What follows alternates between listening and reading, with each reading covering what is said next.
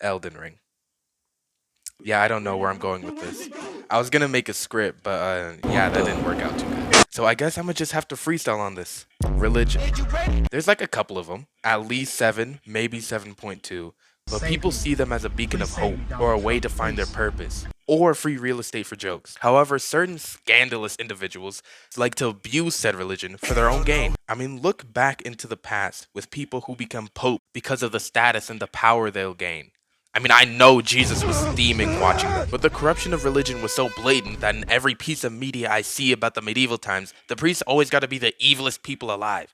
Even Satan wouldn't want to mess with them. Like, I swear, if any type of money or political power was involved, then you best get the Avengers to save you, because if you're in their way, you will be gone. Best believe that. But this video ain't about the medieval times. I get maybe it is a little bit about the medieval times. I mean, if they have a castle and no functioning toilets, then it's medieval enough. But first, we gotta go over Elden Ring, which people call one of the greatest games of our decade. People being me.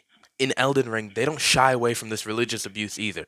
I mean, every single thing lore-wise about the game has something to do with big, important god or savior committing heinous acts of evil just because they couldn't be bothered to file their taxes.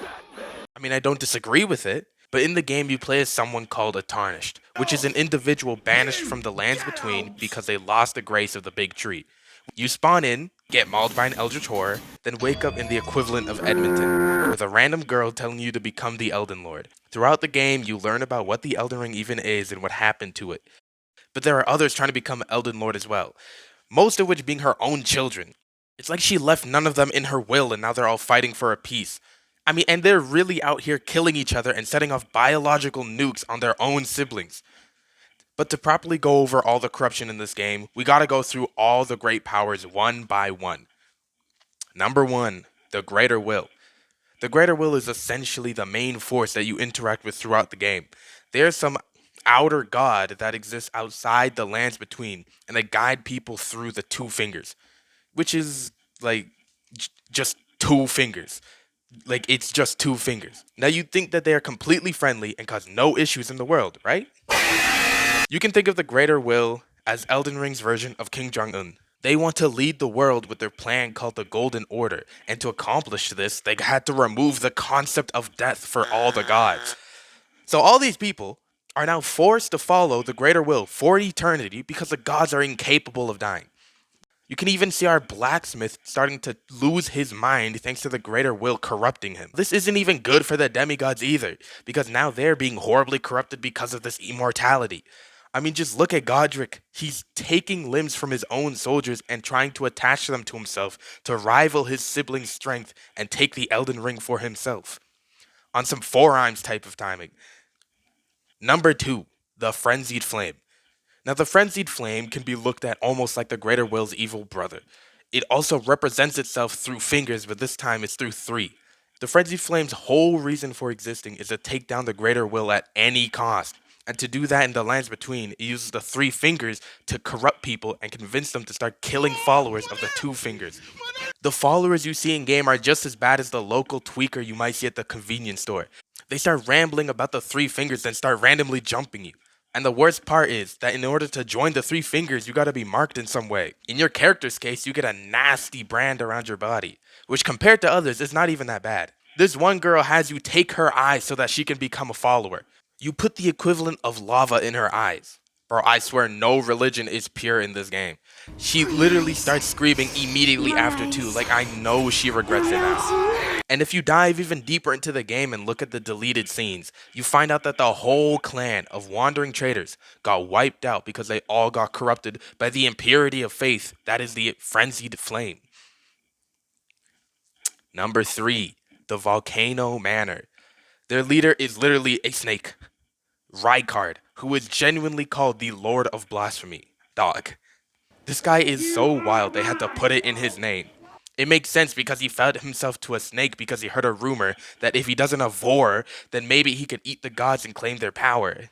You can literally see the bodies of people he consumed littered around the arena and falling out of his mouth. This guy basically does a mukbang and eats his strongest warriors that he invites into his manor, which is basically just a little cult of murderous bloody fingers who like to kill random Tarnished. I mean, just picture in your head, you're a wandering Tarnished, making your way through the lands between, with your maid and just minding your business, and a random psycho with a torture device rolls up on you for no reason. It's just like Florida. But the worst thing is, Rykard's little right-hand woman named Tanith is lying to these people, claiming that they are cleansing the lands between of scum who want to go out and murder others, when in reality, you're just mindlessly killing civilians under the false pretense of fighting for your religion, so Rykard can select you from a menu and eat you with a side of fried bodies with some ranch. Like, she even managed to convince Diallos to join the manor. But to be fair, Diallos was never about that life. Brody, you walked into the mansion preaching some vengeance type stuff like you're Batman, then got scared and joined them. Like, Rykard really turned himself into a snake, made this whole Volcano Manor cult to pull in people just to gain more power. Really corrupted the whole meaning of religion just to fill his tummy.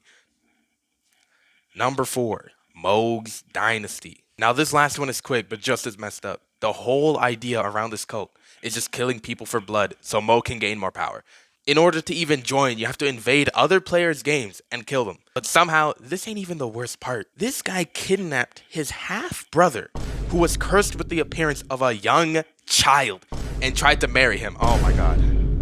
All because he wanted to use him to launch his little startup of a blood-filled dynasty. But now that I just solidified my 20% in the class with that yap sesh, it's time to get on to the main point of this video. Comparing Elden Ring's abuse of religion to Station 11. First, to explain, Station 11 starts off with the world falling into chaos because the Georgia flu just hit, killing 90% of the population. But the book really pulls some memento type beats and shifts the time around to different points, filling in the blanks of the story as we go. It'll jump to the future to show how fast the world fell into chaos with no internet, then back to the past to talk about some of the main characters' lives. However, there is one character that is very important, and that's Tyler Leander, Arthur's son. Now this kid is weird, because after he had survived the initial outbreak in the airport with Clark, he slowly started to lose his sense of reality. Tyler would sit next to the plane full of dead carriers of the Georgia flu, reading an excerpt from the Bible, claiming that everyone who had survived were chosen by God. Later on in the story, we run into Tyler again, and we see that he turned into some wild, abusive cultist who just likes to attack and murder people for no good reason, other than because, yeah, God told me to, bro. Most of the time, he doesn't even do it himself. He gets his brainwashed followers to do the killing for him. This guy is such a masterful manipulator that he basically pre-programmed a kid to believe that they were the chosen ones who were unbeatable. And I can't believe this next part I'm about to say, honestly.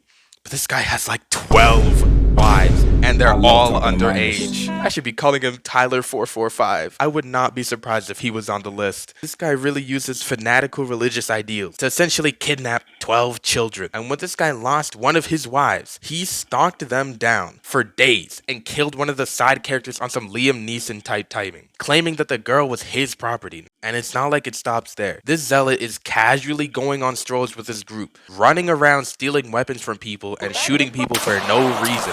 Like, he almost killed a man's wife because she didn't want to become his wife. I'm surprised he even went after her because she was over the age of 18. This is the most blatant abuse of religious power I have ever seen. There is absolutely no purity in what he's doing. He is a wolf in sheep's clothing, but in this case, it's a devious predator in a priest's robe. Alright, I'm almost free. So if you look at both Elden Ring and Station 11, there are multiple clear-as-day similarities between Tyler445 and basically every religious and God-related thing in Elden Ring. Because everyone involved has some sort of fetish for abusing religion to hurt others. Mr. 445 is using his power as a prophetic religious cult leader to gain wives, power, and weaponry through manipulation and corruption of others, which is mirrored like perfectly through most of the cult-like groups in Elden Ring.